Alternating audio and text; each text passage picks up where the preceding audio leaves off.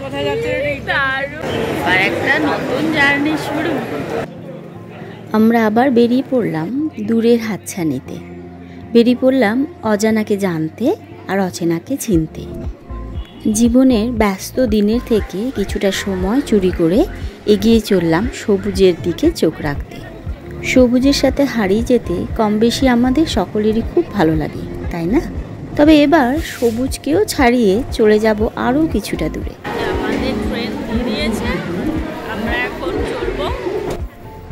কি আছে সেখানে বলবো, সবটাই বলবো, তবে একটু সাথে থাকতে হবে। গুড মর্নিং, আবার একটা নতুন যাত্রা আমরা শুরু করলাম। হাওড়া থেকে হাওড়া বিকানের সুপারফাস্ট ধরেছি 8:15, যেটা কিনা 8:24 ছাড়লো। আজকে 2023 25শে ডিসেম্বর। তো সবাইকে মেরি ক্রিসমাস। আমরা চলেছি বিকানেরের উদ্দেশ্যে। রাজস্থানের বেশ কয়েকটা জায়গা আমরা এক্সপ্লোর করব এবং সেইটা আপনাদের সাথে সবার সাথে শেয়ার করব। আর সেই জন্যই সাথে থাকতে হবে। আমরা 12371 বিকানের উইকলি সুপারফাস্ট এক্সপ্রেস ধরেছিলাম, যেটা শুধুমাত্র মানডেতে ছাড়ে আর বিকানের পৌঁছায় পরের দিন বিকেল 5:50। আসারামে পৌঁছে গেছি। ট্রেনটা খুব ভালোই চলছিল, এখন 10 মিনিট লেট আছে। এই পৃথিবীতে একই সাথে কত কী যে ঘটছে তার নিদর্শন হলো এই আগামী দুটো ভিডিও। এই দুটো ছবি সম্পূর্ণ বিপরীতধর্মী। এখন মুঘলসরাইতে আছি। মুঘলসরাই বর্তমান নাম হলো পণ্ডিত দীনদয়াল উপাধ্যায় জাংশন। এখানে ট্রেনটা কিন্তু রাইট টাইমে ছিল।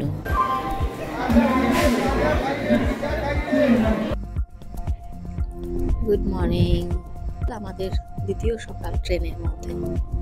এখন বাজে 7:15। প্রচণ্ড কুয়াশা, বাইরে কিচ্ছু দেখা যাচ্ছে না। ট্রেনটা আধা ঘন্টা মতো লেট আছে, তবে দেখাচ্ছে অ্যাপে যে মেকআপ করে নেবে।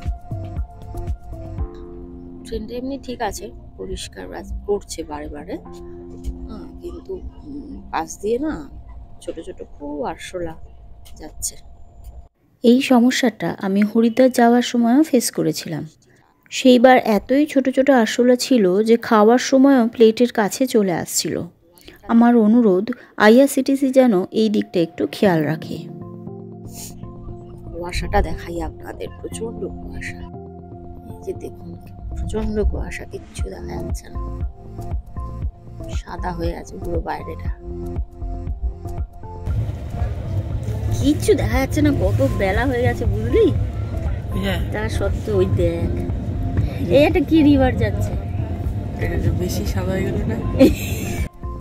সকাল 10:30। আমরা ওল্ড দিল্লি জাংশনের কাছাকাছি পৌঁছে গেছি।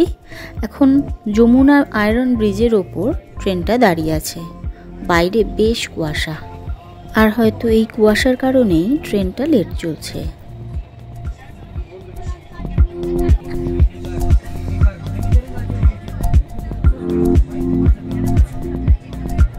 এটা কি ফোর্ট বুঝতে পারছি না।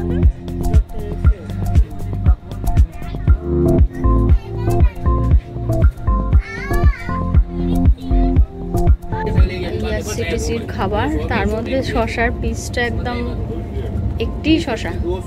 আমরা এক থালি নিয়েছিলাম, মেনুতে দইও ছিল, কিন্তু আমরা সেটা পাইনি। জিজ্ঞেস করায় বলেছিল দইয়ের বদলে নাকি স্যালাড দেওয়া হয়েছে, দই শেষ হয়ে গেছে। এটা হলো রতনগড় জাংশন। এখান থেকে আর 3টে স্টেশন পরেই বিকানের। আমাদের ট্রেনটা পৌঁছাতে আর কোনো সময় লাগবে, মোটামুটি আধা ঘন্টা সময় লাগবে বিকানের পৌঁছাতে। এটা সময় ছিল 5:50, কিন্তু এখন 6টা বাজে। এবং আমাদের একটা হোটেল বুকিং করাই ছিল, কালিশা হেরিটেজ হাভেলি বলে, এবং সেইটার আমি পৌঁছাবো ওখান থেকে। স্টেশন থেকে গুগল দেখাচ্ছে 7 মিনিট বাই টোটো বা হেঁটে। আমরা অটো নেবো ভাবছি, ওখান থেকে গিয়ে তারপরে গিয়ে হোটেলে ঢুকবো।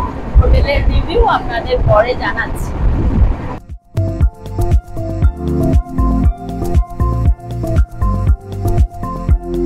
নির্ধারিত সময় থেকে 40 মিনিট লেটে আমরা বিকানের পৌঁছালাম।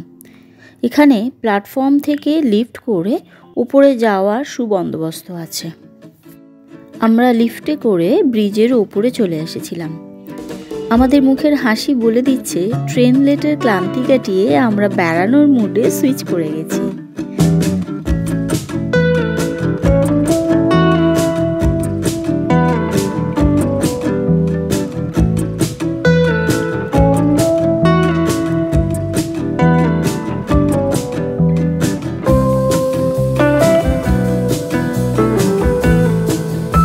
ব্রিজ থেকে নামতেই অটো বা ট্যাক্সিওয়ালারা আপনাকে এসে ধরবে।